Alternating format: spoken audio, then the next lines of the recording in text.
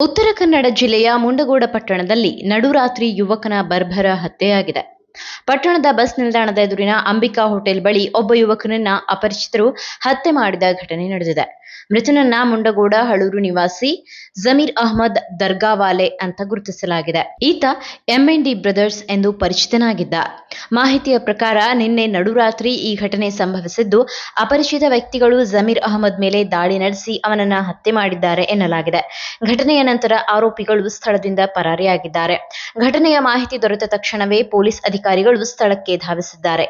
DYSP Geetha Patil ಸೇರಿದಂತೆ ಹಿರಿಯ police ಅಧಿಕಾರಿಗಳು ಸ್ಥಳ ಪರಿಶೀಲನೆ ನಡೆಸಿದ್ದು, ಶವವನ್ನ ಸರ್ಕಾರಿ ಆಸ್ಪತ್ರೆಗೆ ಸಾಗಿಸಲಾಗಿದೆ. ಮುಂಡಗೋಡ ಪೊಲೀಸ್ ಠಾಣಾ ವ್ಯಾಪ್ತಿಯಲ್ಲಿ ಪ್ರಕರಣ ದಾಖಲಾಗಿದ್ದು, ಪೊಲೀಸರು ಆರೋಪಿಗಳ ಗುರುತು ಪತ್ತೆ ಹಚ್ಚುವ ಹಾಗೂ ಹತ್ಯೆಯ ಹಿಂದಿನ ಕಾರಣ ತಿಳಿಯಲು ತನಿಖೆ ಆರಂಭಿಸಿದ್ದಾರೆ. ಸ್ಥಳೀಯವಾಗಿ ಈ ಘಟನೆಗೆ ಸಂಬಂಧಿಸಿದಂತೆ ಆತಂಕದ ವಾತಾವರಣ ನಿರ್ಮಾಣವಾಗಿದ್ದು, ಪೊಲೀಸರು ಹೆಚ್ಚಿನ ಭದ್ರತೆ ಕ್ರಮ ಕೈಗೊಂಡಿದ್ದಾರೆ.